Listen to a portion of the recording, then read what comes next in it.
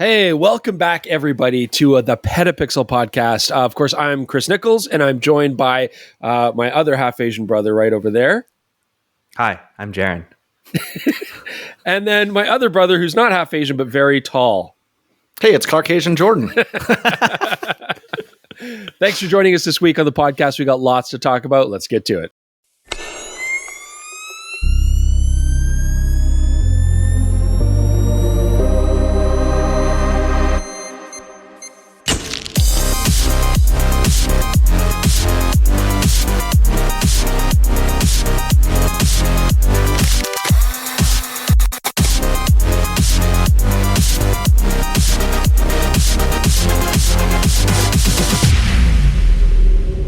This week's podcast is once again sponsored by OM System.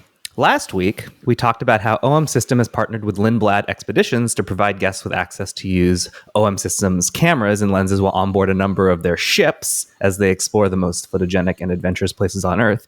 I really want to go on one of those, by the way. That looks so sweet. Not only that, though, the OM System ambassador, Ralph Lee Hopkins, is also the Lindblad Expedition Director of Photography. For over 30 years, Hopkins has been teaching photography and guiding Lindblad Expedition guests to the bucket list destinations worldwide. Today on Petapixel, you can see some of the photos from Ralph's favorite expedition cruises that he recommends for adventure-seeking photographers. Hopkins also provides tips and tricks on how he uses the OM System OM1 camera to capture these incredible images. So here are the pictures. You guys have them up. Do you want me to bring them up myself? We have there's a link in our I want to see them. Okay, let me share my screen. Hold on. I want to go on one of these cruises too, and I'm always like, is Lindblad like this collaboration between Linhof and Hasselblad, like way back in the day? No, I'm like, is that who started? Name. I'm like, no, it's just names, but it would be cool if it was a Linhof Hasselblad that collab. I'm going to take my Canicon cruises. I think I'm looking forward to those. Exactly. These pictures are mostly wildlife for those of you listening. Wildlife and the landscapes and some cool pictures of the actual ship that I mentioned that I want to go on. I would love an excuse to. Oh man, polar bears are so cool.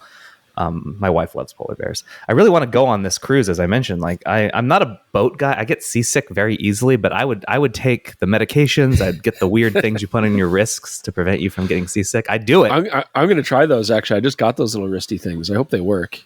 They do. Well, they worked for me. I was also drinking at the time, so maybe it was both. So make sure you have a beer and also wear those things. Okay, I get float plane sick. Ooh, yeah, this is beautiful. Okay. That's a nice shot. I mean, these are exactly the kind of shots that system is perfect for. Like it does such a good job with like deep depth nice of field framing. landscape. Like the boat shot there. Like it's really, a lot of the time you want a lot of context in those kind of shots. Mm-hmm. And it's great for that. And then, just having small, lightweight telephotos that are crazy sharp is really nice. I'd like to point out that it's sort of neat that there is a company that regularly goes to places like this that you can be like, I really just want to go. And there's actually a way to like feasibly do it as opposed to having to plan it yourself. Yeah, absolutely. I appreciate that because I wouldn't know where to start. I appreciate that you can take photos with telephotos from the boat of polar bears because we can go just see polar bears in Canada if we want. It's a long walk, but I'd rather be in a boat than on shore talking to them. I mean, it's dude, he got a bald eagle in flight. Oh. That's top. Biff. That's a Biff shot, Jaron. Internet loves Biff. Is that bird in flight? Bird in flight. Yeah. Okay. Adorable. All right. So for those of you who want to see all these pictures and to read more about what Hopkins did, he has written 7 must-take expedition cruises and a story about that on Petapixel. You can read that by visiting the link in the description below and learn more about the incredible line of OM System cameras and the highly respected M. Zuiko lens series by visiting explore.omsystem.com. Those are beautiful photos. Yeah, that was great. One thing before we move on to talking about the news, which there's a couple things. This was a big week, so we're going to get to that. But next week, we're going to have a new section called Tech Support. So anyone who has a question about camera, general tech, stuff you think we might have answers to, and if we don't have the answers, I'll ask them anyway, and you can listen to us not know. send us those questions. You can do that either through your podcast app. Spotify supports it. Or you can do it in the YouTube comments. We'll read those and find them. But general tech questions, if you've got them, if you've got something that you've wanted to know an answer to, if you think either Chris or Jordan is going to have a better answer than the ones you found online, ask. We'll add that into the right before. Don't read the comments. I'll be doing all the tech support for 35 millimeter black and white darkroom questions, and then Jordan will handle everything else. I got you covered, Chris. Yeah, don't worry. So just we're going to look so smart. Get those darkroom questions ready. I'm ready to answer any darkroom questions you guys have. Okay. So let's get to the news. This week, one of the stories that did one of the most popular stories on the website, and there's a bit about this that I kind of want to clarify, but I don't know if you guys saw this. A photographer has set the record for the deepest underwater photo shoot, and it was in Canada. We're brave Canadians. We're known for our underwater photo shoots. Have you ever been to Tobermory? No. Do you know where that is? No. We don't Ontario's study Canadian geography in Canadian schools. We learn American states. Yeah, it's true. It's more useful. Yeah. Anything It's in past Ontario. anything east of Saskatchewan, we don't learn here in Alberta. That's just how it is. It's too big a country. We marry people from Ontario, but we don't know anything about it. Okay, well, apparently that I hope I'm saying it right. Tobermory? Just say it like Tobermory. Yeah. I can't do that. Now you can. There is apparently like a lot of shipwrecks in the area. So like that was why this was selected. And so they dove to 32 feet underwater, and the model during the shoot was not wearing any scuba equipment. They had to keep giving her air. I've seen this strategy done before. That's right. And they were down there for 32 minutes during the shoot, and they got a bunch of really cool photos. Mm-hmm. Any thoughts, you guys? What do you think of the work? Yeah, it's beautiful. So actually, Tobermory is near Georgian Bay in the Great Lakes. I've got a good friend who's from Georgian Bay, and it's beautiful. And it's like the water actually is quite clear. It's quite beautiful. You can get some neat colors out of it. But the whole Great Lakes, that whole area is full of underwater wrecks. So besides just, doing an underwater photo shoot, if you guys are into like, I don't know, we got to fly out there and do some like underwater drones or something. I think it'd be a beautiful place to go explore. As far as what do I think about doing a photo shoot underwater at 32 feet, it looks tough. Models are troopers. They're always like so willing and so like they don't complain and they just do crazy stuff. So shout out to the model because her name is Ciara Antosky. It's like that looks like a hard project. So yeah, wow, she really pulled through. So something that was brought up, and I don't know if you thought about this. 32 feet doesn't sound that deep, right? That sounds deep, but not like deep. Oh, my ears would be screaming like they'd be. It's so much still pain. Yeah. Deep. But that said, there had a lot of the comments on the story were like, that seems like that's not that hard. Like that someone's done that before. And one that immediately came to my mind and to the minds of the people in the comments was years ago, Benjamin Von Wong did a shoot at least similar depth. It was in tropical water though. And they're just wondering like, how is this the record? Right. Do you guys, I'm sure know how records like the Guinness Book of World Records works? Do you know why that perhaps this was the first time? Don't you have to have a certification from them? Is that how? Tell me, Jaron. Yes. You clearly have an answer. You have to have a like people just don't seem to understand how it goes. Like you can't just say you did it. You can't even someone's got to witness it. Or you have to have like data proof. You have to show like your depth. You have to actually have computerized and provable data, multiple data points to prove that you did it. Yeah. So just because you may have gone down there and taken pictures, the Guinness group doesn't know how deep that was. They have like you're basically your word. That's not enough. See, I can relate to that, Jaron, because like I used to work at Safeway, and one day I was in the break room with my good friend Jeff Tuck, and he was the only other person in there, and we're just enjoying lunch, and a fly is buzzing around bothering us. I picked up a bread knife, swung it, and I chopped that fly in half. And Jeff Tuck witnessed it, and to this day, he's like, that was the most amazing thing I've ever seen.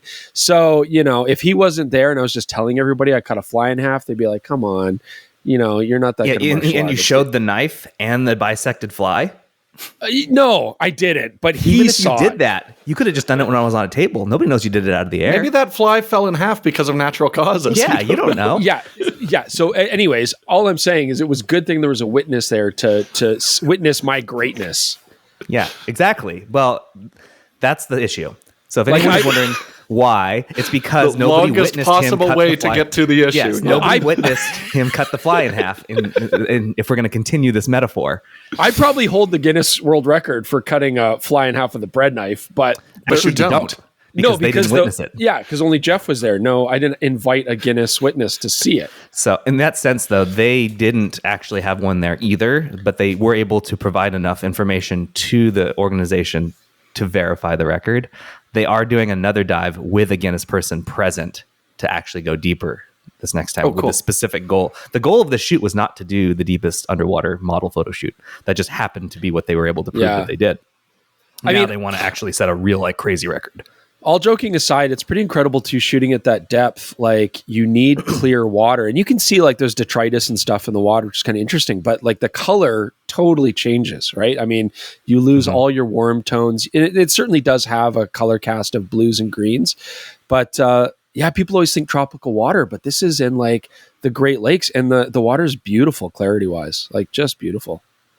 And Yeah. I think one thing, like you talked about, like the model being an absolute trooper, but communication at that is going to be so different. Like at 32 minutes, you're not just mapping out your whole plan at the surface and then Yeah. just winging it the whole time you're down there. So, I mean, kudos to them for getting something that, yeah, looks really planned and well thought out at the same yeah. time as like we know working with a model, you know, it takes a lot of time to get exactly what you're envisioning with them, but you combine that with, you know, her having to swim over and get oxygen Yeah. constantly. And then they did quite a few different like compositions as well, which Yeah. is really quite challenging. They Yeah. clearly swam around quite a bit. Like Yeah. that they used all 30 of those minutes at that Very boat. cool. Like, they were around a lot of different stuff. So I like the one that where she's like inside the ship, Yeah. behind like a metal grating, like Very good nice. stuff.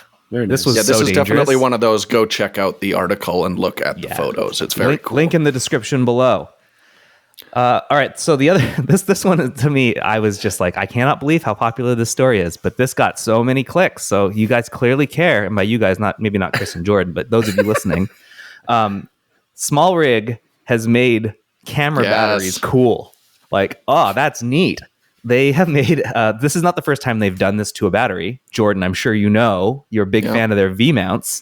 I am. Yeah. They did a USB-C Canon camera battery. So it is not only cheaper, it's like half the price. You can charge it with USB-C, and it's also larger. It holds more power. Yeah. More capacity. Yeah. I can relate this to a saga this week. So I was going out to go do like a family trip in the mountains, and I just got the new Canon R100, their entry level camera, and I'm like, oh great, we're driving up there, I'll just charge it on the go, and once we get up there everything is gravy. And it turns out that camera can't charge through the USB-C port. I haven't seen a camera without this capability in a very long time. And if I just had a lovely third-party battery that I could have plugged into the car, that would have solved my problem completely. So this is my specific use case. But yeah, wall chargers are a pain to travel with. I almost never do because they take up so much space in the bag. Yeah. And charging through the camera, you can only charge one battery at a time. Where I'm always traveling with like multiple USB-C cables, I could be having 3 or 4 batteries charging on the go. So I think this is an awesome idea. You know, it's not available in some of my favorite battery types for now, but I'm sure it will be. Yeah, I'm they're sure clearly still I'm going to scoop developing them it. up. Yeah. So the Get price some point- Panasonic BL10KP batteries, damn it. Yeah, the these are price point is cheap. pretty aggressive. Yeah. $40 it's- bucks. Yeah. You know, so I'm going to be the downer then, because I mean, they're doing this for Canon. Obviously, they have to use a decoding chip to sort of communicate and get past any what a weird stuff. So obviously, the camera companies aren't going to have a vested interest in supporting this. So I wonder how that's going to go down the line as far as battle goes, right? Yeah, well, we discussed this recently with the Nikon, where they were, you know, your old third-party batteries worked in the older bodies, like Well, the work in here. Z7, Z6, but they don't work in the new Z8. We'll see if something similar happens. I really want to try this with the Canon R5C because you might remember it needed more power than the battery could provide. Yeah. So Wait, I what? wonder, in order to have the lens mount take power, you had to plug it into USB-C if you were shooting any high frame rate RAW recording with that camera. Which is a niche use case, shooting high frame rate RAW, but it's something you definitely want crews to be aware of. Yeah. Because that's going to be used on high-end commercial shoots. So yeah, I'd be curious. I mean, I know it's just more overall wattage, but I'm curious if it'll actually throw a little bit more out for the camera and be able to use that, because that would be great. I for wouldn't that particular model. think so. I wouldn't think so. I'm either. not an electrician. I don't know. I think just the about these milliamp things. hours is going to be longer, but I think the voltage and wattage will be the same. And it's not even that much more. It just seems like Yeah. it's just enough more to make you kind of chuckle. Like, why don't camera companies do more cool stuff with the stuff Yeah. necessary to operate their stuff? I said stuff a lot there. To be fair, there are a lot of batteries out there that have like a built-in USB-C port, right? Like that's not a new thing. I mean, a lot of mic batteries and stuff like that will do similar things. Oh, I see what you mean. And Yeah. that's nice, right? But yeah, it would be nice. I think the original manufacturers want to sell wall chargers, right? Do they? I think so. I mean, when you look at the price that they charge for what's obviously How much very is a wall basic- charger? Oh, they're I'm gonna go crazy look right now. expensive. They're typically crazy Yeah, expensive. like 80 Canadian, so probably like Canon 60 USD. wall yeah. charger. Oh yeah, they're brutal. But I also love that they were able to implement obviously the USB port physically in the space it'll take up, and then the ability to transfer that power and still get more milliamp hours out of it in a fairly compact space. So Maybe yeah. every battery could be as good as like a Sony Z-type battery or the good Fuji one. I think it's a 235 or something, because I'm always like, these are the same size as everyone else's batteries, but they just last forever. Yeah. I want more of that. Like, how do So they do it? this- Let me grab it. Just in reach. Got it. Okay, here it is. So this right here. You guys recognize this bad boy, right? LCE6, right? There That's you my go. memory. LPE6. Very close. That's the battery. Oh, that's the battery. Right. You're right. Never mind. I take it back. I was wrong. I was wrong. Sorry. Yeah. Okay. So you're right. The LCE6. How much do you think this is? I'm going to say 60 USD. More. I'm going to go with more. I think it's higher. I think it's like 80 or 90 bucks. It's like you worked at a camera store, Jordan. It's $60. Oh, there you go. This has been the same charger they've used, right, for a decade? I don't recall these being different. well, more than that. I mean, they launched it, I believe, with the 5D Mark II. Does that sound right to you, Chris? Yeah. So yeah, it's been around for a long time. Could we make this a segment of the show, Jaron, where you just pull out random things and I try to remember the model numbers and prices? retail values of them? I am know- actually still kind of surprised you got both the price and the model number correct without pausing. Like you were just ready. I haven't worked in a camera store for 5 years, but it's still lingering in there, just like all of these long-term memories that could be used for useful things, but that's what's there. He has very few other interests. It's really just cameras, right? Like his brain, it's all I am a just- Renaissance man. You are I have not. many interests. You are not. You're a camera tech nerd with drumming skills. Oh yeah, you play. I forgot about that. But you know, like for 2/3 of the price of the charger, you can get the battery that doesn't need a charger. That's pretty yeah, that's cool. neat. Yeah. That is neat. And I thought for sure it was not this that they cared about. This is not what I would have said that Canon's trying to sell, because they include one of these with every camera you buy, as well as one battery. But like, I would think you would be trying to sell more batteries than you would be trying to that's sell too. chargers. And Well, their hopefully batteries small are $80. rig- Hopefully Small Rig will do well with this battery type and obviously make it for other brands. And hopefully they'll inspire the original manufacturers to be like, oh, we should put USB-C ports straight on our batteries. That would be great.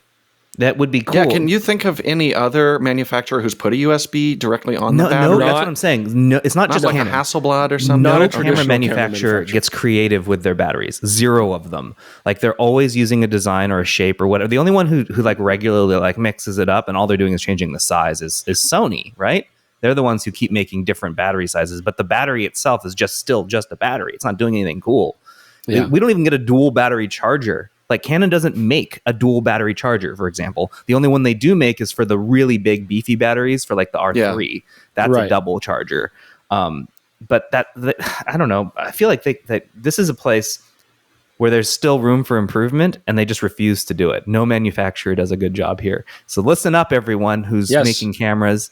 do something cool with your batteries. The free market society is going to take care of us here, Jordan. Clearly, people care. not. I published this story thinking it was somewhat interesting, but it ended up being the top story in the tech division all week. It's a big deal. People care.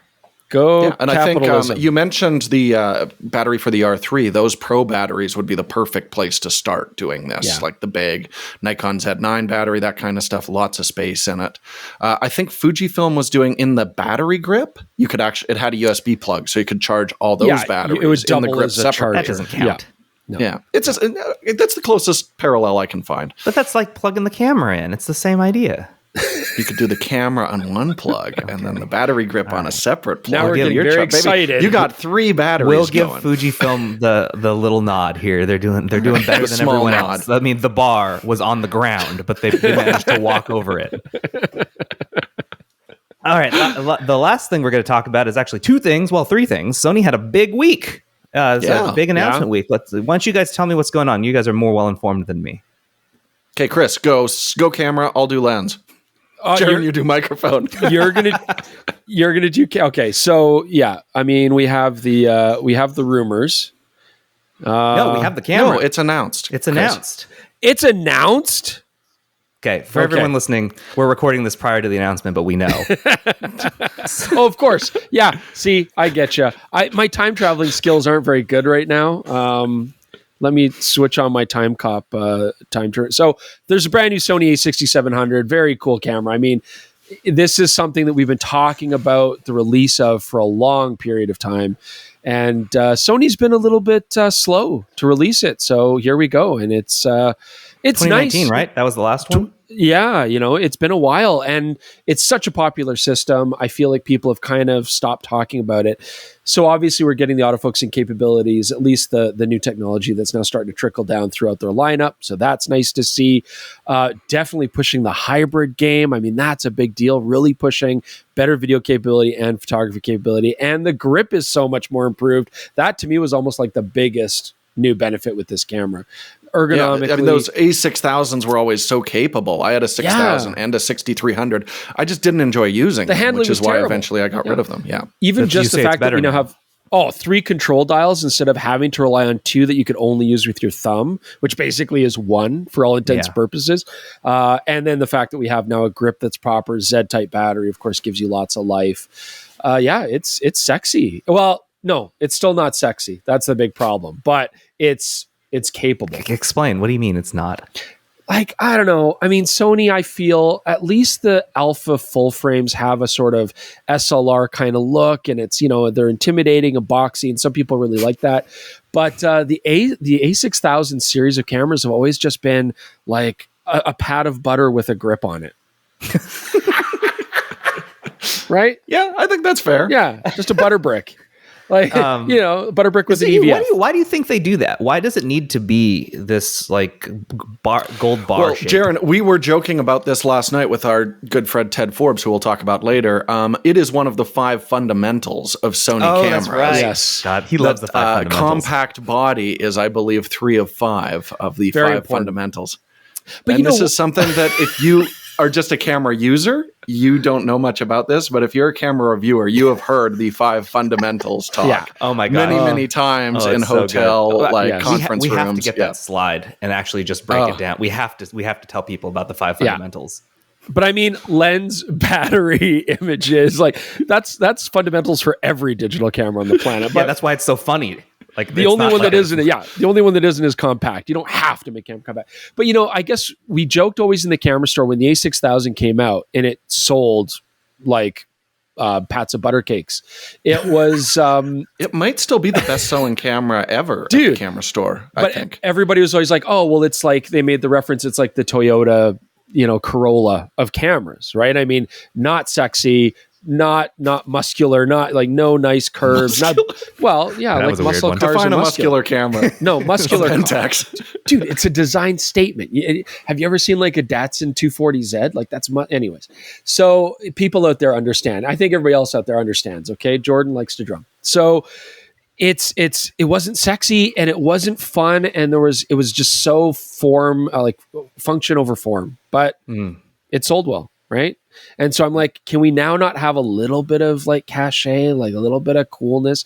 Even the A7C, I would argue, at least tried to inject a little bit of, style and design into that kind of similar body type.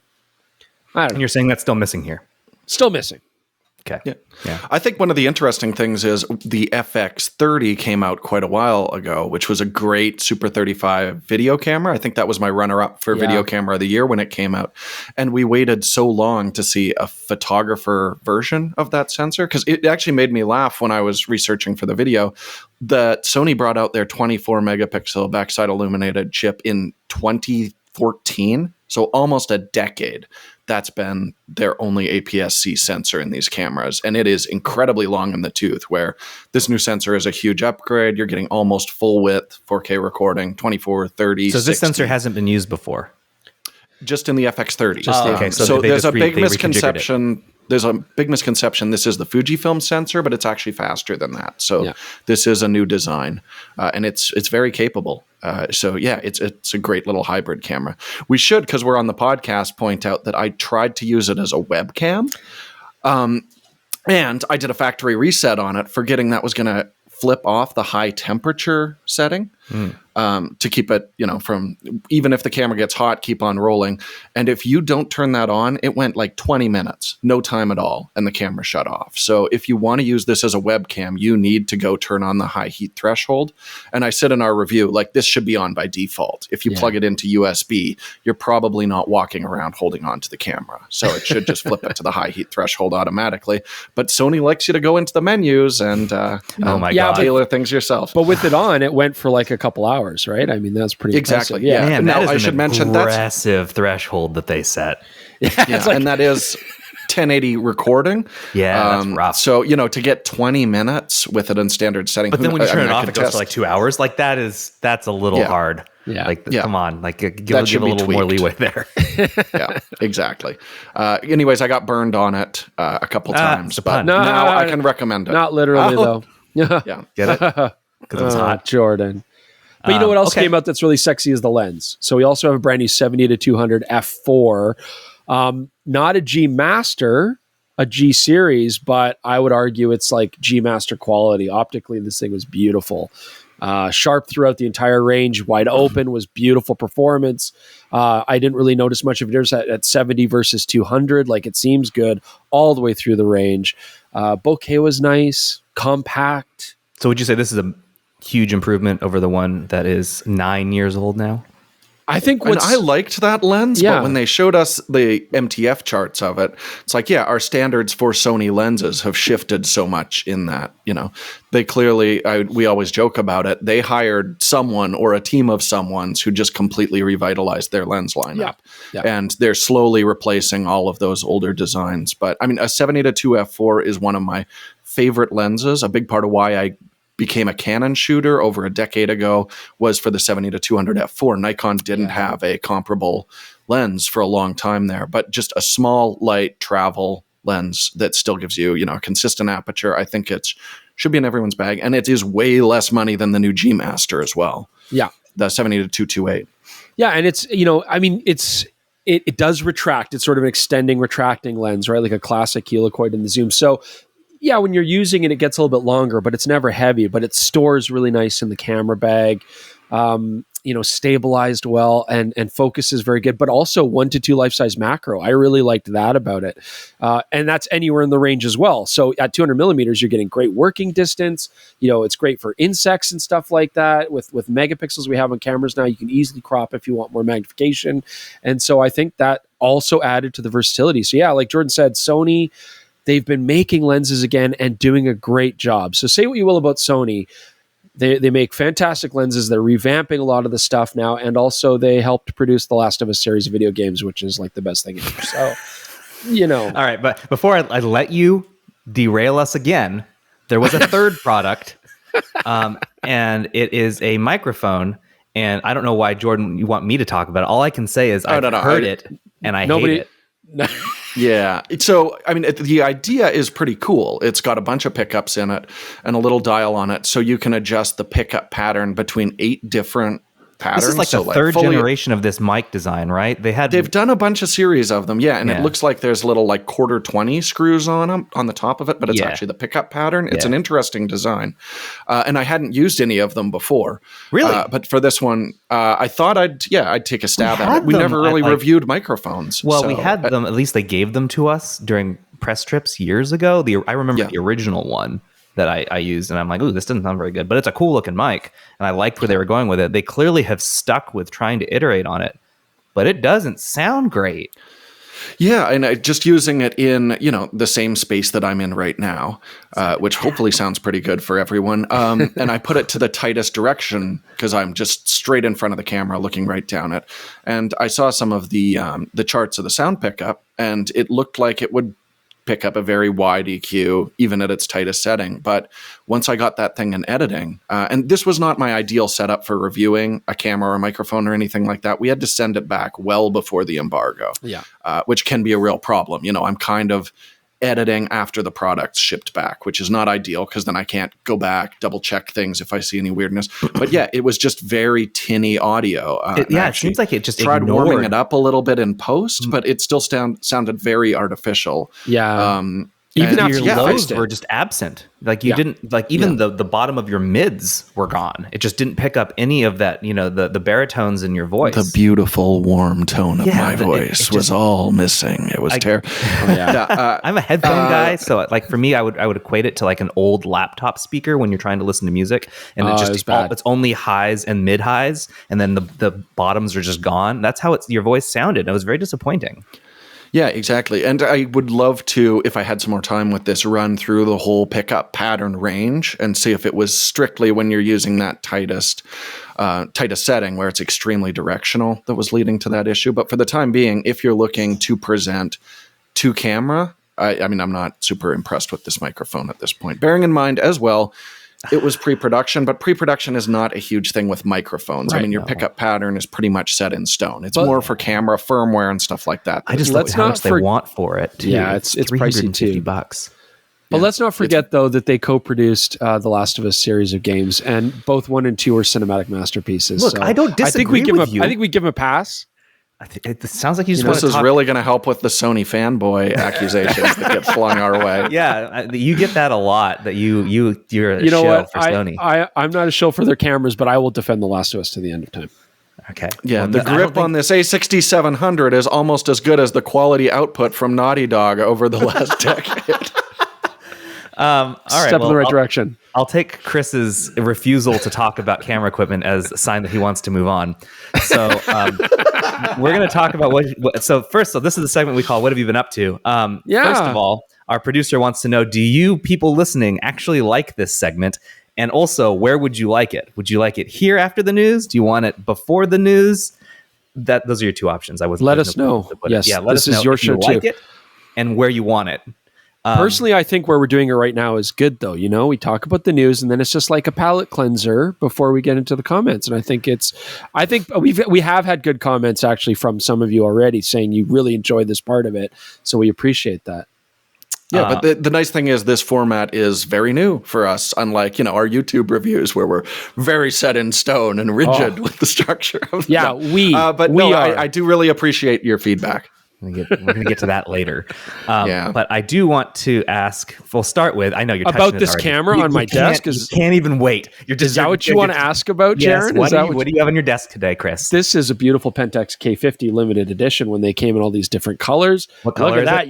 This is purple. Look, fuchsia? Purple, but with a red lens. Look at that. You can mix and match colors. Isn't that beautiful? See, I like Pentax. I match the lighting to the body. K50 was their last great entry-level camera, I would argue, as well. It's super robust and, good little camera. Yeah. I remember in Canada, they had a whole campaign releasing these where you could customize them. Sadly, I don't think many people did. I think everybody just went with black, like they kind of went black and boring. But I know white was really popular, too. It was like white on white, But you could mix and match. You could customize them. It was really neat. So anyways, look at that. Hey, bring it back. Find those used on KEH.com, our preferred partner for all used sales. Nice call out. Wow, that was smooth. The thing about Pentax is they haven't given up on this customization thing. They do it. But a lot of the cool stuff, like the coolest customization stuff, is like all Japan only. They don't. It doesn't leave the. Why are the land of Japanese rising just sun. so much cooler than the rest of us? I feel Especially when like it it's comes to because they camera can't color. make enough of them, and they sell them all in Japan, and they're just like, yeah, well, that's fine. Yeah, that's where it's like really Japan and Europe are the two big places for Pentax. But I remember, and it might have been salesperson garbage, but I remember the sales guys for Pentax, they would say like, no, we've done studies, we've done focus groups, and like the Japanese love all these different colors. Well, Asia in general, I would say, and they're like, North Americans don't want it. We keep putting it out that's what we there. saw. Like, it was the don't black and the white ones that sold. Yeah. Same as, even Sony's doing that with their ZV cameras, just so black now and white. I'm going to make a sweeping generalization stereotype about North Americans. Perfect. We're into boring camera colors. It's just what it is. I want a camera that is like a good dark color that's not black. Like a gunmetal gray is not good carbon. enough. I want like a forest or a hunter green, I think, or like that a would be deep, nice. deep red. Red is my favorite color. I've kind of got. What was the there was a Q that was like a deep, deep green. It was gorgeous. Oh I yeah, forget well the the name of Safari that. edition of Safari, the M yes. series were They also dark had the green. Kevlar one that's not of the Q series. Maybe they did it. Go in the Q as series well. is beautiful. I mean, again, that's white. North Americans are fine with black and white, apparently. But yeah, there's some beautiful colors. You know what I always wanted, and it's so stupid, but every time I'd see a Manfrotto tripod, I'm like, well, there, it's fine. But then when they did the like dark green ones, and there's no reason why you need a dark green forest green tripod. I'm like, I want to buy the hell out of that thing. It was so gorgeous. I like, Just tired of my black tripod. Give me something. Give me some colors. Yeah. I feel you. Okay. Well, we'll make a basalt version of something for Jaron. Basalt. Like word. carbon basalt. No, I'm aware. I just like no one says it.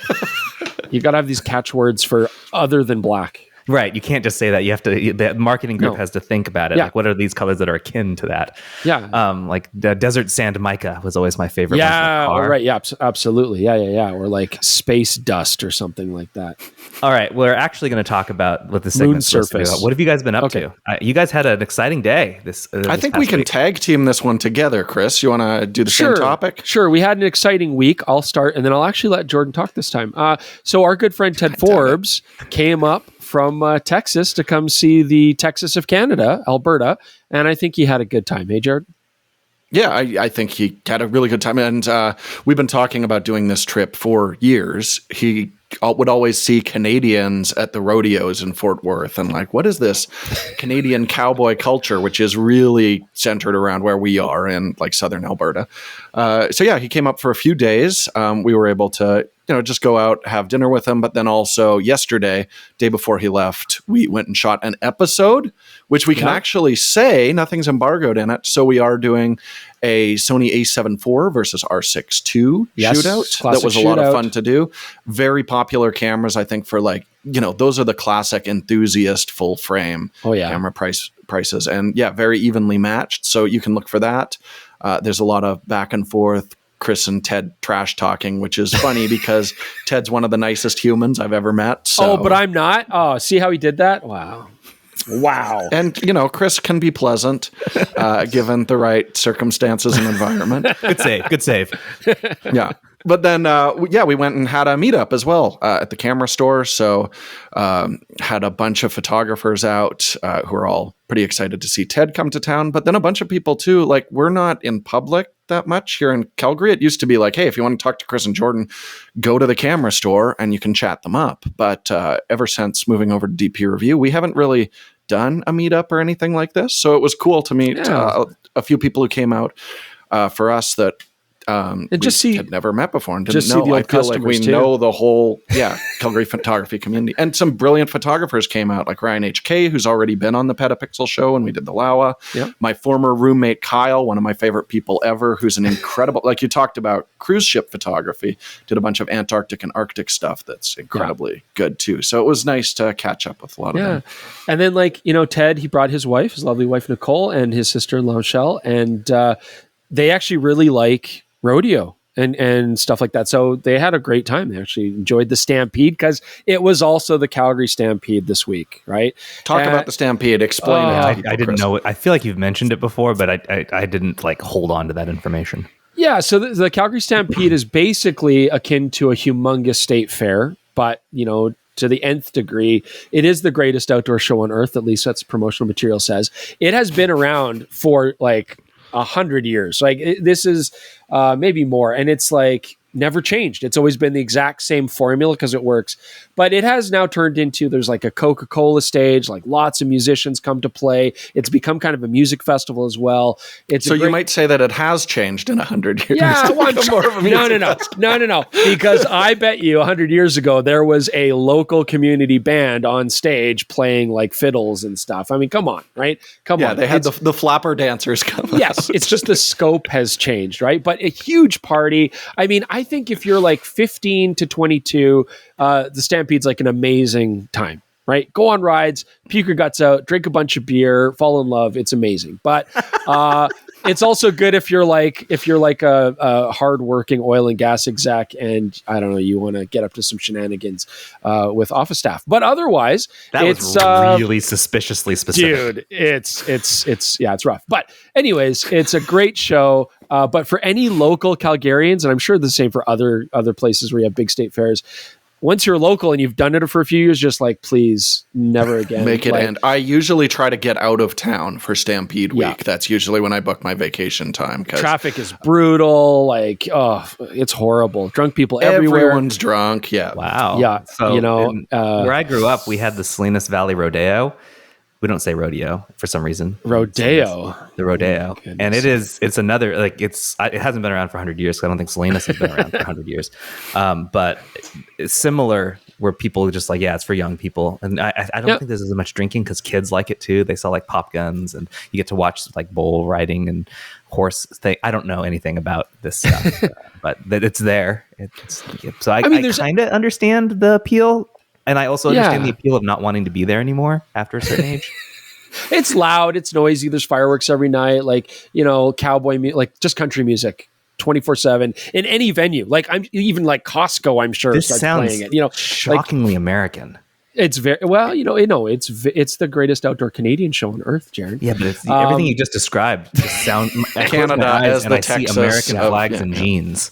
Now, one thing though that they do also do that Jordan really appreciates is you can go to the agricultural center there at Stampede, and they've got horses and they got cows, and you can like put your hand in fake cows and stuff. And Jordan loves that stuff. Like that's his favorite.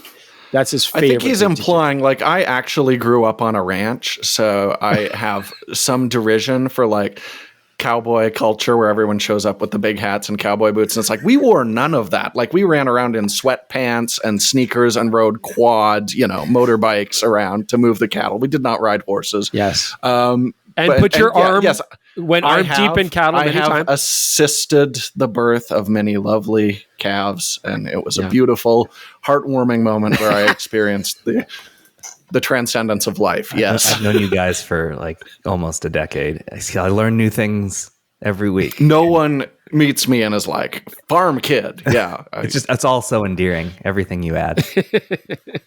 All right. My week has been really boring. We're trying to buy a house. So we had an inspection and that sort of stuff. So that's all that I did. That's it? How did the inspection go? Don't leave us hanging. This is thrilling. The house was built a really long time ago. So there's clearly some stuff that needs to be addressed at some point. None of it was like needing to be done immediately, except for some knob and tube wiring in the attic, which do you guys know what knob and tube is? Not in the context of wiring. It's an older style of electrical where it's knobs and tubes, and it's like fabric wrapped. That sounds dangerous. It's exceedingly fire hazardy. All of the cables need breathing room in order to not ignite. So like the problem that knob and tube can have, especially in attics, is that's where your insulation is. And a lot of places use blown insulation, and blown insulation covers wires. And when you cover knob and tube with blown insulation, it ignites said blown insulation and burns. This sounds way too complicated for me, a simple country boy. Yeah. All I'm saying is we noticed that there was some, we got to get it replaced. That's about it. The house is in really good condition. So good. Happy about it. All right, that's all I got. Let's move on to the main topic today that I want you guys to give your feedback on. What? If you love photography, like love it, let's say it's your hobby, your favorite hobby, you do it, you're making great images, and you're thinking about making it your job, should you become a professional photographer? I think the biggest question there is like, if you love taking photos for yourself, should you jump into being a professional directly? Absolutely not. Like, I would do some client work on the side and see, because the process of taking photographs for a client is incredibly different from shooting for something that brings you pleasure. I mean, we touched on that actually quite a bit last week. Yes. That's what kind of brought this up, is essentially we did mention how it can lead to burnout because you're not shooting for yourself. And one thing, when Chris and I both worked at the camera store, we saw this so often go in two different directions, because a lot of people who work at the camera store, you know, they're not professional photographers, but they have a real passion for photography, and a lot would leave to go pro. I mean, they always said, like, we don't lose staff to go to other retail places. We lose it so they become professional photographers or professional video makers, things like that. And some of them, you know, have been incredibly successful with it and stuck with it and still seem to have a passion for it. Like, I know local YouTuber Nathan Elson would be a great example of that. Yeah. But there's been so many too, where it's like they left to become photographers, completely burned out on it, lost their passion for it, and now they work shipping and receiving, you know, things like that. Yeah, I think it really comes down to what the actual photography is that you love to do. I would say a lot of the more successful, and I say successful not money-wise, I mean like they're still doing it and enjoying doing it, like commercial photographers are people who end up shooting photos that have nothing to do with their actual photographic interest necessarily, right? Like they start doing like real estate photos or sport team photos and things like that. And they build a big business out of it, and they love that. But I think they still have a separation to then go shoot other kinds of photos that they really enjoy doing. I think, yeah, if you're a fashion photographer, a model, you know, you like take portraits of models and people, do headshots, that can work. Like Nathan Elson, that's how he kind of started. That's how a lot of commercial photographers started. That can work. I know, talking to these people, it does still seem like work some days more than others, less than creative enjoyment. But I think if you start getting into that kind of stuff and you really enjoy shooting people, you enjoy working with models, then it can make sense to make that a career. But I think it'd be really tough if your passion was, you know, as a hobbyist, you know, maybe you love wildlife or you love landscape, and then you want to make that hobby into a professional career. That can be quite tough. I think YouTube actually does open up an opportunity. And I know a lot of people do try to go that way, but then I would argue you become more of an educator and a inspirer, you know, as opposed to an actual professional photographer, if that makes sense. Right. But yeah, I think if you went into it like, oh, I've always loved landscape, now I'm going to become a landscape gallery photographer, I don't want to, you know, crush anybody's dreams, but that would be a very difficult road. Yeah, I would. So my only feedback here is, and this is what I did when I decided to become a professional shooter and then eventually stopped. But before I was doing professional shooting, I had a real job, and I, for years, used my vacation time specifically to build that business. So I actually didn't take a real vacation for Jaron Schneider for like 5 years while I was working professionally in, like, you know, I was working in financial services, and then I was in like an app development, and it was just, you know, not fun work, just work. But well, I think the important thing, you're not shooting the photos as work, right? I mean, you're doing so much other kinds of work, right, Jaron? Well, like, so my actual job had nothing to do with photography, and I was thinking I wanted to do photography. So I used my vacation time to get client work. And a lot of the time that meant doing stuff for free. So I had to go actually prove that I could do something, deliver that, or advertise that. Luckily at the time I worked for, I was like at F-Stoppers, and then I did Resource Magazine. So I had lots of places to put my work. It was just a matter of creating that work so that I could attract clients and then eventually charge for it. And it was a very slow process. And then when I finally cut the cord and actually start producing stuff as my job, and that was my only job, it was still so hard, because you have to pick a niche. What do you actually want to specialize in? I think one major problem that photographers will do is they'll say that I can do anything. Well, then how are you going to attract clients when you don't tell them what you're actually good at? They're just going to see a website full of a bunch of photos, and they're like, I don't understand how this is going to match my specific needs. So you have to go into it knowing that you can't attract everyone. You have to pick a specific type of person you want to pay you. And then you have to find those clients, retain them, get more clients, all.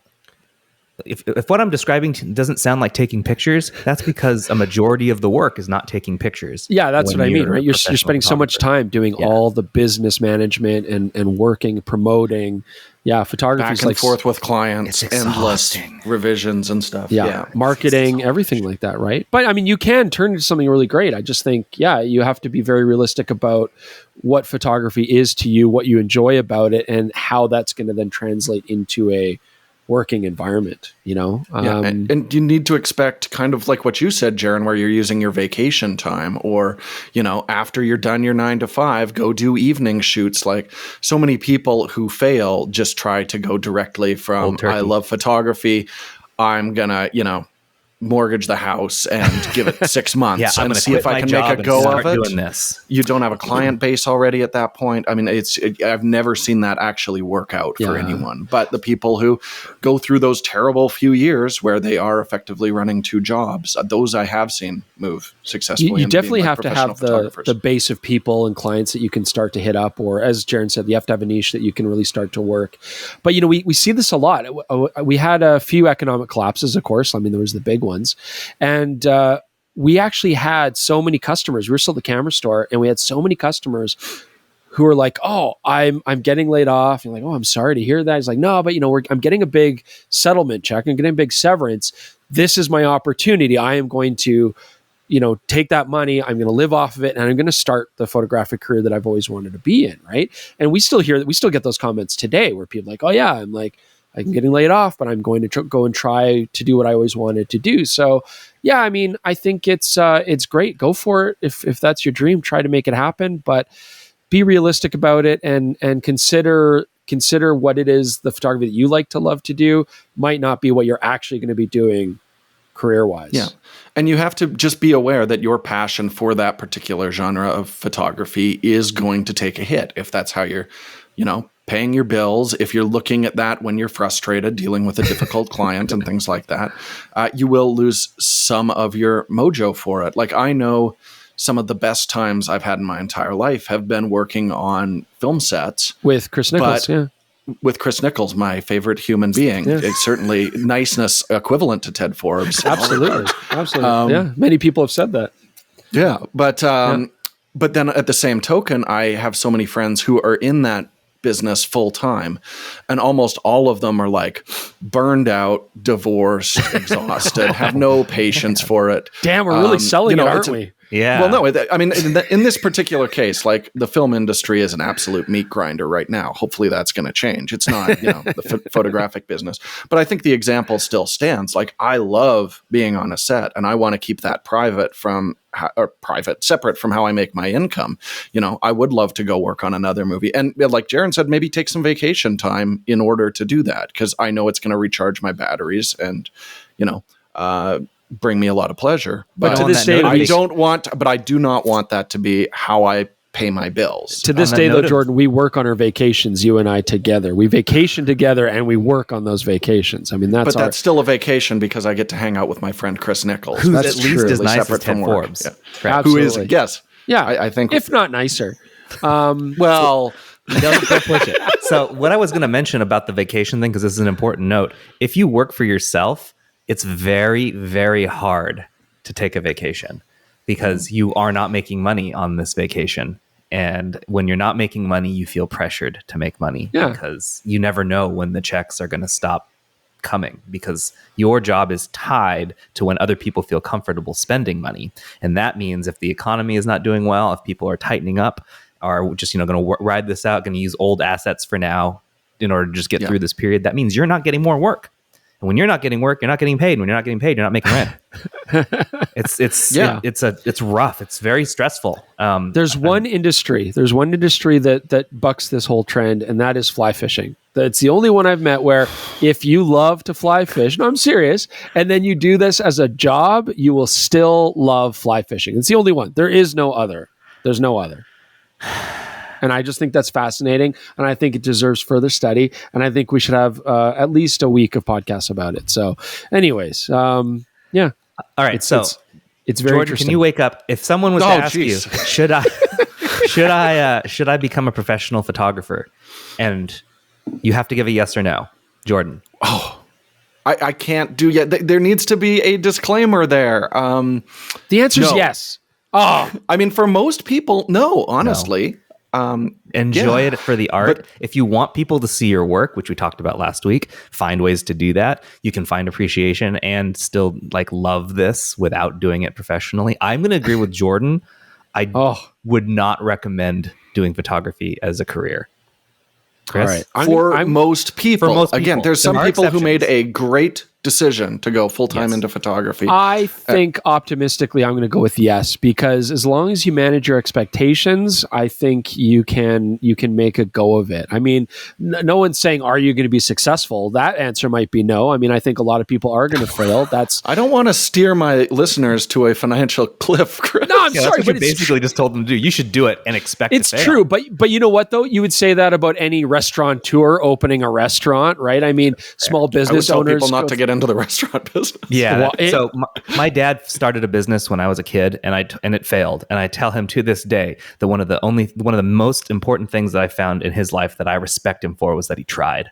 Yes. See, you guys say no. You're like 20 years from now, there's going to be some super successful targets who's going to say, Jordan Drake said no on a podcast that I would probably not make it. And look at me now. And it's going to be this inspirational thing.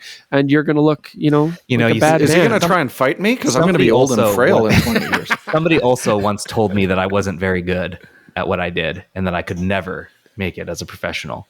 And I made it for 7 years before I personally decided that I wanted to stop. I could have kept going. So you're right. Maybe See, what we're doing right here, Jordan and I are saying essentially is going to fire up someone and they're going to prove us wrong. And you know what? there you go. Prove And me that's wrong. because Jordan and Jaron are at least as nice as Ted Forbes. And they are actually in a very inspirational way, motivating you guys to get out there and try.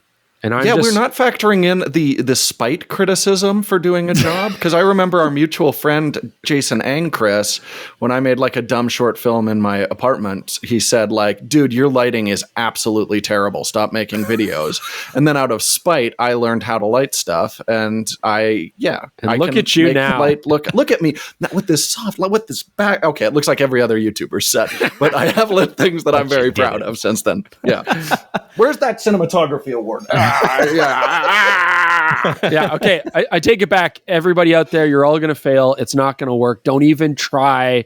And we'll see you in a couple decades when you're famous. And you know who to right. thank for that. Don't forget. Spite succeed for me. All right. So that was that. Nerd We're going cred. to move on to never read the comments. There was a comment that I thought was worth bringing up. And because you guys were talking about the Magic the Gathering. You mentioned Magic the Gathering, Chris. Oh, yeah, did and I so ever? I wanted to know, tell me about your nerd cred, both of you, because I'm sure that you mentioning playing, I think you said also Warhammer, which Yeah, is so even nerdier than Magic. Jordan's nerd cred is he had his hand in multiple cattle. But my nerd cred is maybe more traditionally nerdy. Look at that nerd helping a cow give birth. No one has ever said that sentence. Yeah, that's another kind of, it's very important. But so the context is we were in an old neighborhood shooting and I totally forgot there was a gaming store there called the Sentry Box. And I mean, I'm old. So when I think we take for granted nowadays nerd culture, if you even use that word anymore, is like regular culture, right? It's become like a big part of It is the monoculture now. It is the mono, and that's great. I mean, anime and stuff like that is obviously huge. And when I was a kid, we called it Japanimation, and Dungeons and Dragons was still a satanic cult. And so it was like, that's when I grew up in that age. So gaming stores were a very unique place, and they were like a very kind of like a haven for people who kind of felt out of sorts and out of the culture and apart from normal society. Just thinking about gaming stores, I can feel it in my fingers. This is the period of like comic book guy on The Simpsons, right? Sure. Like that was the pop culture's view of nerdiness. Yeah, and so Sentry Box was a huge gaming store. They started out as like a very small location. They grew big, and we would go down there. We'd play Magic the Gathering. We would play Warhammer. We would like tons of D&T. I'm talking like second edition. All right, I'm old, like second edition. I right? don't know what that means. I don't worry actually about it. either. AD&D second edition. That's how big a nerd I am. But that was my youth, and it was great. And my friends and I, we spent hours rolling dice and playing that stuff. And BattleTech, we played BattleTech, we played Shadowrun, like all this kind of stuff. It was so all I played was an unhealthy amount of Yu-Gi-Oh, and then when my cards got stolen, I transitioned to Magic the Gathering, and I still have my Magic decks. They're in the basement. I could whip those out. If someone challenge me to this is like crossing over here, but if someone challenged me to a duel, I'm ready. I used to have it in my truck. Someone was. You see Jaron on the streets of Portland. You just say like, "Now, Magic," and he'll have. He's from this point forward.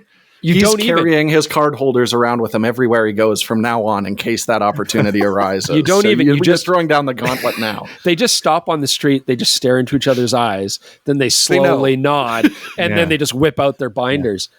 Yeah. I remember Magic the Gathering. I was like, it started when I was in that era. Like it was like a brand new thing. Oh, I started at 7th edition. So yeah, right. No, 1st edition, right? We ran down to the store and started this because it was like, ran. Because back then, that's what you did. You ran. We had energy. Yeah. Nerds could run back then. So it was, it was like a thing. Yeah, it was great. So, Chris, are you aware of Pathfinder? Do you know what Pathfinder is? Yes. Yeah. Are you talking about the video game? No, I'm talking about the tabletop board game that's if D&D is too mainstream for you. Oh, right. I have heard of that. Yes. I'm playing Pathfinder right now. I've never played a tabletop game before. So this is my nerd cred. I'm playing a Pathfinder adventure that is supposedly going to take us 3 years to complete. Very cool. We had Hero Quest when I was a kid. That was like the mainstream way of trying to get everybody into D&D culture. And I don't know if it worked. I think it was just a lot of the existing D&D nerds were like, yeah, let's play Hero Quest as well. But it was fun times, man. Fun times. Painting miniatures. I have nothing to add to that. Like I never did. No, I mean, I was nerdy. I built PCs and stuff, and I was a big gamer when I was young. And then I kind of discovered video, and that became what I nerded out about. I mean, that's you were an AV nerd. Left that behind. You were the audio-visual nerd. Yeah, I wish we had the carts when I was in high school. I totally would have wheeled the reels in and set it up for the teacher. That would have been my jam. But no, we had those VCR TV combos by that point, so I never got an opportunity to do that. Well, which is a real shame. Thank God for cattle. That's all. We're running out of time, so I'm gonna drag us back. That's my fault. I opened that can of worms, so I'm sorry. I have to close it again. We're going to go through the last of the comments. I figure that'll be a something people will want to talk about. So I brought it up. We could talk about nerd culture beyond this for sure. No, I'm good. But so your Astro Hori review, or Astro Hori, I'm actually not sure how to say it either, Chris. Astrori? I'm on. Yeah. We need to actually clear something up because you made us sound like such bad guys. But here's the comment that will lead to it. From Science Peter, I will miss the petapixel P-word pun being paralyzed permanently for the past, present, and future with a PH. It was so fun with a PH, perfect and fantastic with a PH while it lasted. Now, within the first 15 seconds of that video, you made it sound like us at corporate came down and beat you with a baseball bat and told you not to say that. And when I'd like to clarify to be clear that there were no quote powers that be that I would like to stop being yourself. I would like to clarify that you're right, because Jordan Drake also jumped in on that bandwagon. Thank you. You made it sound like it was like everyone was against you too. Someone even told us that we should be ashamed for taking away is like your personality. And I'm just like, Chris, you made it sound like you were being that was strong. It was the powers that be and Jordan Drake. All were like, don't do it anymore. So no one's going to listen to this who actually said any of those things, so they're not going to understand that you actually kind of blew that out of proportion. That was the number one topic of discussion on that lens. Guys, I don't think you should see yourselves as bad guys just because you crushed my hopes and dreams about that whole thing. Like, it's never going away.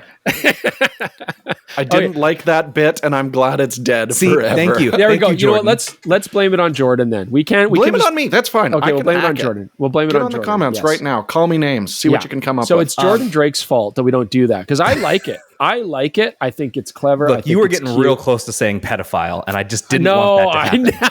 I was never going to say that.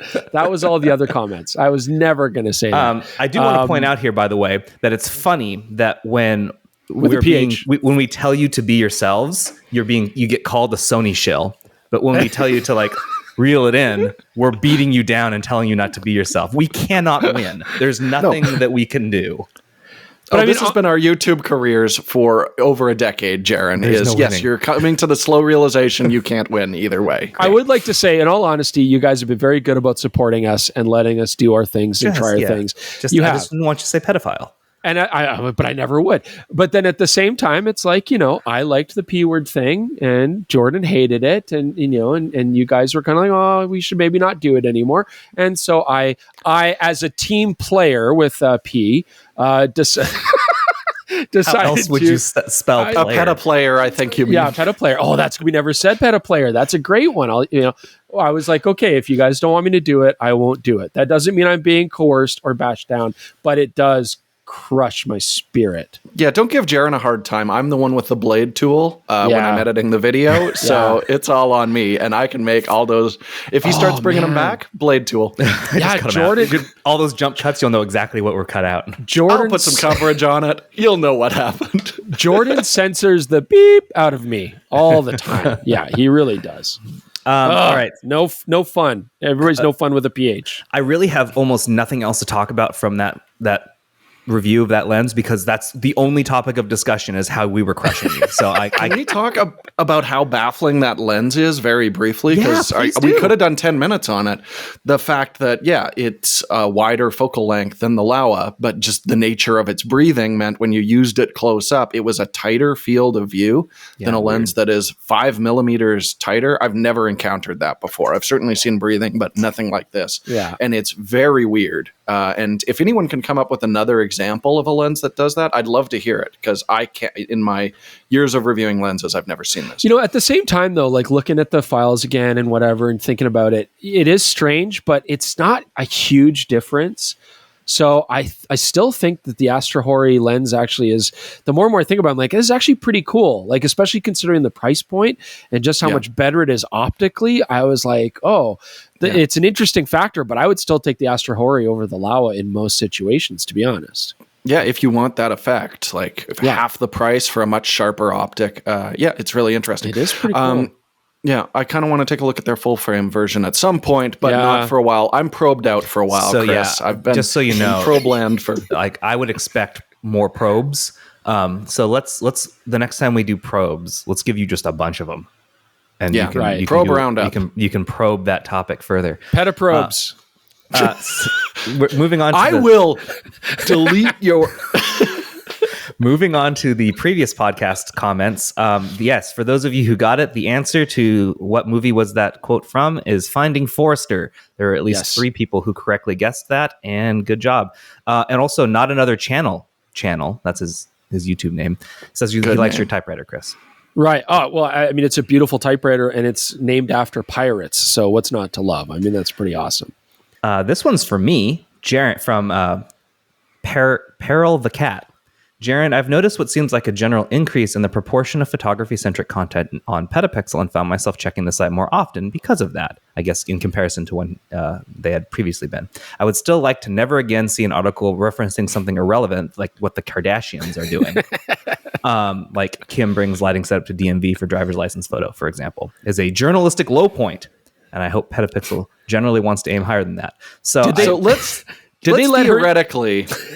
Yeah. If this said a influencer showed up at the DMV with lighting equipment and you posted that story, everyone would be like, this is absolutely a photography story, and that's ridiculous. I think so many people, they see Kardashian, the rage flip switch on their brain doesn't clicks matter on. What the story is. Yeah, exactly. Right, it is so. Definitely photographic centric. That is an absurd story that we definitely should have covered. So I'm going to defend that. On top of this, I have mentioned it in the past, but there are different ways that Petapixel has to pull traffic. We know there are people like you, Peril the Cat, who come specifically to us for things. And that's why we'll cover news of like a new filter set, an adapter, a new set of lenses, etc. That stuff does extremely poorly on anything that links to us, like Google, for example, or Feedly. Any of these sites where people are using it to amalgamate their data and read news, those stories are completely ignored because most of the audience doesn't care. Most of the world does not care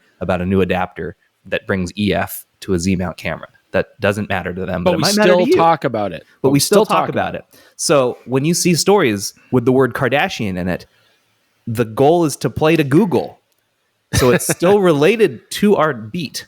But you have to remember, we need traffic in order to sustain ourselves. So we were writing stories for two separate types of readers.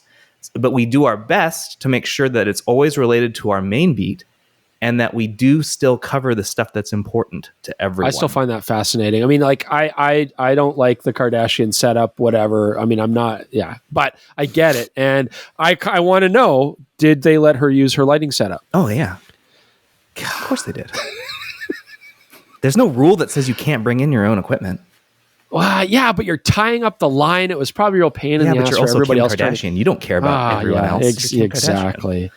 All right. And I mean, if anybody doesn't need their photo on a driver's license, it's her, right? I mean, geez. I mean, I love that the guy was like, I don't want to see any more content like that. And we've now spent 5 minutes talking about Kim Kardashian. Well, moving on to the next one. Buddy. This one's just a nice, pat on the back for you, Chris. M. Brager says, Chris's well thought out and expressed comments about the art and philosophy of photography are in some ways profound and should be written down. I appreciate that. Chris writes a book one day about photography with illustrations, obviously. I think you have to draw them. As soon as I learn how to spell and draw, I'll do that. Nicer than Ted Forbes, a book by Chris. Yes, exactly. At least as nice. Grant SR says, are there any other venues to show off amateur photography that aren't owned by Mark Zuckerberg? No. Okay. Not good ones. We're all owned by Mark Zuckerberg. Yeah. Befriend someone in a gallery. We're even more owned by Mark Zuckerberg because of the launch of Threads this week. I noticed that you two haven't really jumped on the Threads bandwagon. Do I need to get on that? Threads? Are you, Jordan? I checked a couple days ago and you weren't, so that must be new. I have threaded this weekend. Okay, all right. So I love Twitter. It's one of my favorite ways to interact with. I always say, like, your C and D grade celebrities. Like, if you want to talk to someone who has a key grip on a movie you like, Twitter is the avenue to do that. Okay, but are you now going to commit to doing Instagram, Threads, and Twitter? I stopped tweeting for the time being. I think I'm going to peek in on both because people are still going to try and get a hold of me on Twitter and ask questions and stuff, and I still want to be responsive to that.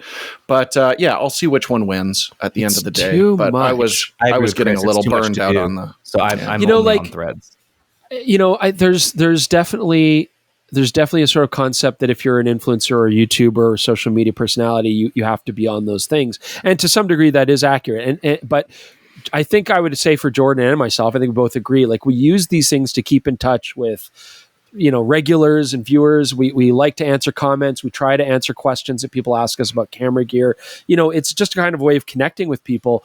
But we don't want to necessarily use social media to play the game, right? Like, and I get that that's for a lot of other people. It's part of their business. It's part of their industry. That's how they promote themselves. We don't really do that as much.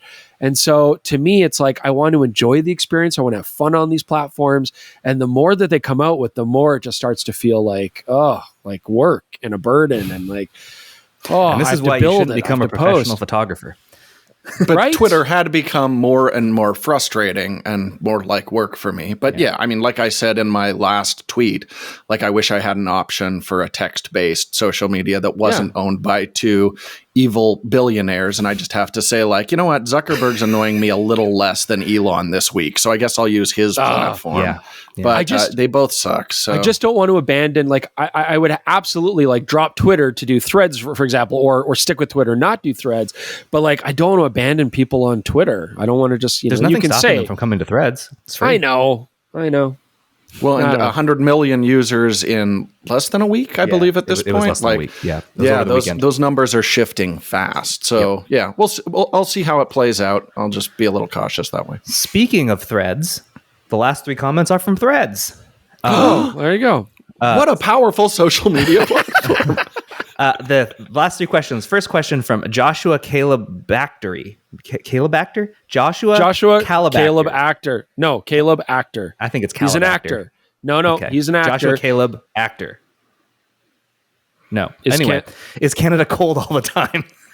So Canada, it's actually Ted even said he was saying he was putting out Fahrenheit numbers that are ridiculous, but they made no sense. Texas is basically on fire right now. It's like 120 degrees or something. Celsius? Fahrenheit. No, Fahrenheit, but still. 46 Celsius for the Yeah. rest of the world, which I mean, is that's crazy. unlivable. So they came here to Alberta, and it's a dry heat. I know people say that, but it's true. It's a dry heat. And we're getting up to like, low 70s, mid 70s. It's No, like, it's nice. 20, 22, 23. Comfortable. It was lovely. Like, it's lovely in comparison. But I do want to say, so it is Joshua Caleb actor, because Josh is one of the actors that we worked with in South Carolina. He was a model. That Josh? He's dreamy. Okay. So he's, So you know this guy. He's beautiful. Yeah. So Okay. I I'm kind sorry, of may Josh, for have, getting your name wrong. yeah, he's an actor, and he's beautiful. And I like he's got Caleb actor, like though. all I feel like that'd be a American, cool movie. like nice beard, blue eyes, piercing, tall. Anyways, gorgeous man. And so I was kind of like fanning over this dude because he looked great on film. And we got to talking. I mean, he's like family man. He's a technical sergeant This in the Air Force. concludes the Josh cast. Yeah, here's the thing. It's kind of neat because I didn't know you knew this person. I picked these comments basically just because I thought they were good questions. So cool. Anyways, Josh, I love you. I know I probably creeped him out the first time. He's like, You're creeping him this out guy now. is like, yeah, he's like, this guy's coming on to me hard. But no. He's still very going. cool. We talk a little bit and incredibly handsome. You should check out his channel because he's also shooting a lot of photography now. And yeah, and it's Joshua Caleb. Josh, and also call Chris. He really misses you. I do miss you. Rambly asks, does the difference between a full frame camera from 5 to 6 years ago to current ones, I'm not letting you, Chris, to current ones actually matter to non-pros? So does an old camera from 5 to 6 years ago that's full frame, is it still good, basically? We talked to Richard Butler about this pretty extensively. Like in terms of image quality, no. Like you're not not really. seeing image quality jumps in every class of sensor moving to a new model. I mean, what's really shifted is, readout performance, which is giving us much better autofocus. You will absolutely see a huge improvement in autofocus from a camera 5 to 6 years ago. And video performance. That's where they're making the big strides right now. I mean, tied to that, in that period, full frame mounts have become much more prevalent, and the lenses are much better than what we were seeing with DSLR designs back in the day. But those are the main things. If you're looking at it in terms of image quality, I mean, it's kind of fun. We're now doing a little bit of work with Bill Claff, who has Photons to Photos, and you can compare like dynamic range, noise levels from all these different sensors on a graph.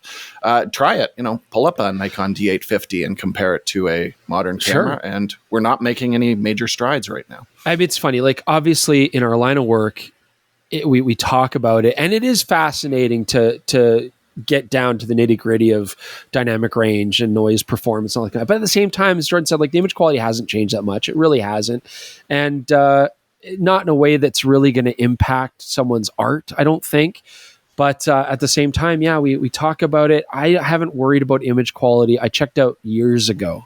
As far as, which camera is better than another. We talk about it. We teach you guys about it. But really, it's the last thing to worry about. All right. Autofocus. Yeah, you just did it with Ted Forbes when we were doing that camera comparison there. And again, the difference is so minor when you're comparing these cameras. And not just full frame. I mean, it goes for APS-C too. It goes for Micro Four Thirds. I mean, really. Well, Micro Four Thirds mainly because they haven't changed that sensor in about a decade. No. So. Well, no, Panasonic put a bad sensor in the GH6 for photography. again, like, they changed it. Capable of very good video, yeah. Even APS-C to full frame or Micro Four Thirds to APS, like It's one stop. It's always one stop. It's not a big deal. It's really not. It's about the right tool for the right job, but enough with like, the improvements you will gain in image quality are just directly proportional to your sensor size. Yeah. That's where we're at this point. For the There's not a big difference in efficiency. The last one, because we are pushing it way beyond we've ever done this podcast in terms of length. We're going to do the lightning round. The last question is from the Jesuit, which, by the way, I love this name. It's like a mix of jazz and Jesuit. Perfect. Love it. What is your favorite camera from each manufacturer? So you only get to respond with the name of the camera, and I'm going to say the company name, and then you say the name of the camera. Sony. Ooh. Jordan. A7S3. Chris? A7R5. For me, it is, I don't really love a lot of Sony cameras, but I think the A7R4 was my favorite camera. There's Canon. a 5 now, though, right? Yeah, there is, but I haven't used it since before. Canon. Jordan. R6 II. Chris. I'm still going to go with the R5. I'm going with the 1DX3. Was that the most recent one or 4? The 3 was the last one. The last one. That was my favorite Canon camera. Only Nikon. the R5 because it was like the first I kind of fell in love with from them recently. Nikon, Jordan, Z8. Yeah, Chris. it's stupid not to say Z8. I'm going to say it just to be contrarian. DF.